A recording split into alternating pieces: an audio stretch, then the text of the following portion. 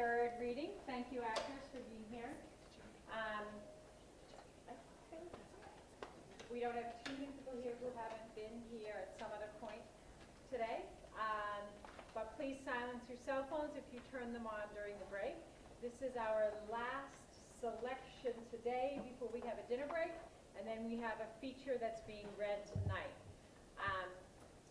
The selections are in their own competition. I think you all have ballots. If you don't have a ballot, it'll be given to you at the end of the reading, and it'll be collected at this reading. Following this reading, we'll have a Q&A with our script doctor. So all those questions you have about why did Brandon do what he did, you'll have a chance to ask those. So in a few seconds, you will be introduced to an exciting, ancient, historical, scary world. But let me introduce the writer of this script, and he will introduce his cast. Please help me in welcoming Brandon Hwang, the author of Sacrifice.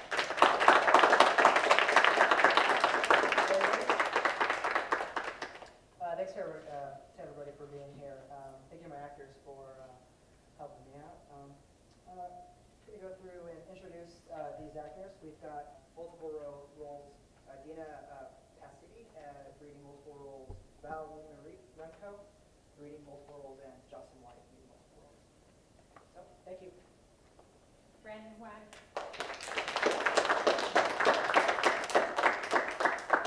Welcome to Sacrifice.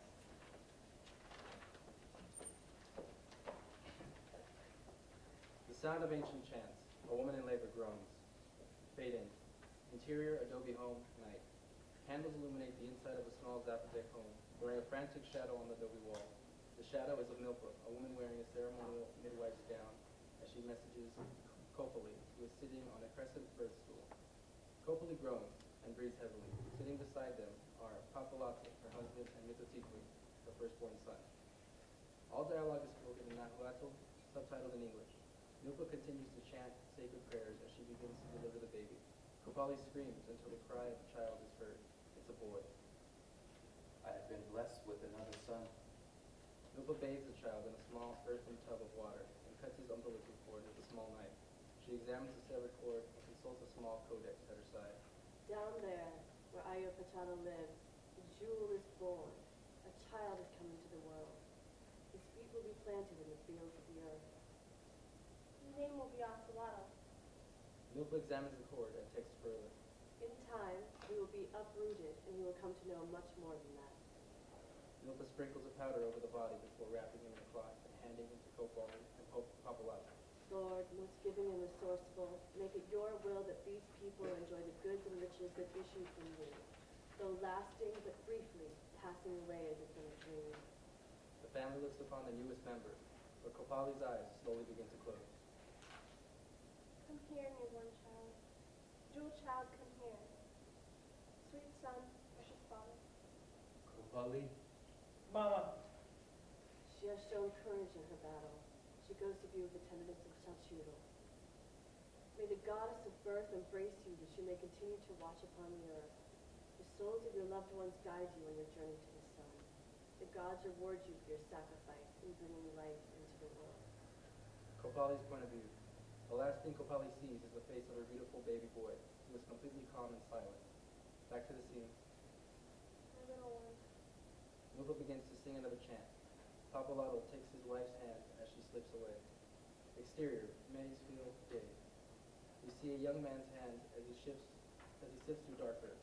Ocelotl, 20, takes the dirt off his hands and stands to further tend to his maize field planted on a terrace cut into the hillside of Monte Albert, a city that lays on the summit of a mountain. As Ocelotl looks across the field and into the city, he sees a beautiful young girl, Ollie, dressed in a kupili gown that is more decorated than the other women in the city. Ocelotl can barely blink or turn away as she slowly walks and chants with others.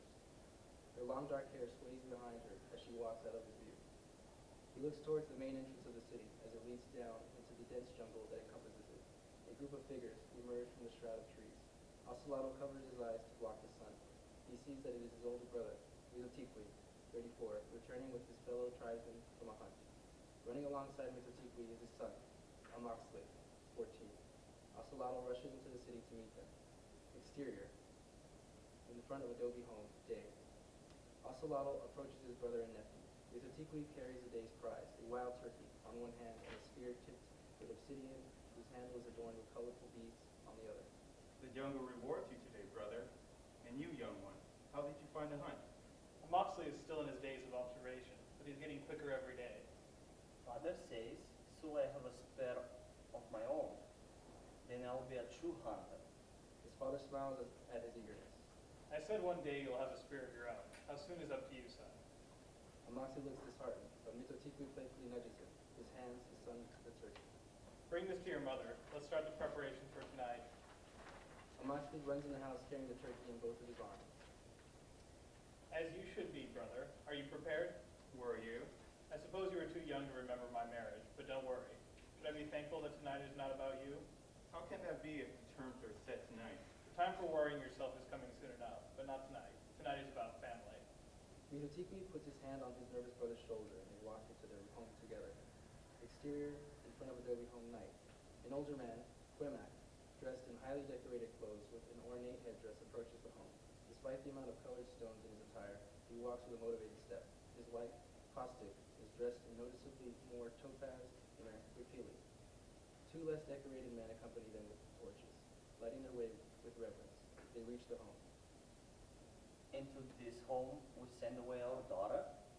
This home belongs to a good family. She will benefit from their company. Then may gods benefit from our unity. Insert full moon. The full moon glows bright in the sky. Back to scene, they stop before the modest home and the torchbearers fix themselves to the sides of the entrance. Papalotl comes outside to greet them. Chieftain Huimak, Chiefess Kosik, I'm grateful you have both come. Thank you, Pablo. Inside, please, let us attend to the importance of our meeting. Papalotl respectfully motions for them to enter his home. The couple enter together, leaving the torchbearers. Papalotl follows closely. Interior, Adobe Home, night. On a mat in the center of the room, Hwang and Caustic sit across from Papalotl and Mitotikwe. Ocelotl sits further behind his family, outside their negotiation circle. Mitotikwe's wife, Katabo, comes and serves them atoli, a maize drink. Moxley serves to them bread. When the gods find comfort in the joining of our two families, we celebrate. As Papalotl speaks, the bread is passed between each of them. They each break off a piece. We do not know the future, but we share this meal as if we share the future of our families. They all eat their piece of bread. The gods see it fit for our bloodlines to unite. As we drink together, so we shall bleed together. May the gods bless the Zapotec people. They all take a drink of atoli. Papalotl and Mitotikwe place bags of maize, cocoa beans, and tomatoes before the parents of the bride. The soothsayers have consulted the stars. The traditional meal has been shared. The dower is present. By the gods, it is done. Then, in anticipation for the time when we are one family, let's share a real meal. She presents the prepared turkey along with beans, tortillas, and chilies.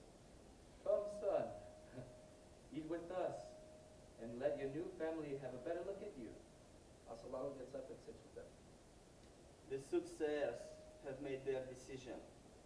Before the end of this moon, the ceremony will take place, and our daughter will come to live with you in your home. Together they begin to feast. Exterior, Monte Alban jungle, day. A group of men walk through the jungle. They are unarmed and dressed with a cape tied with one knot over their shoulders. Through breaks in the jungle canopy, the men are able to see the city of Monte Alban. As they make their way into the city, one man, Chilti, can be seen carrying a large bag. Exterior, city entrance, day. The group of men reach the entrance to Monte Alban. The group of city guards notice the men and stop them. Stop there, strangers! Despite the fact that the strangers seem unarmed, the guards approach cautiously, their spears raised. What is your business in our city? The strangers seem unafraid. Chilton steps forward as the representative. We have important matters to discuss with your chieftain. We are the voice of the Aztec Empire. We come from Tenochtitlan with an offering. He motions to the bag at his side. The guard meets eyes with another younger-looking guard.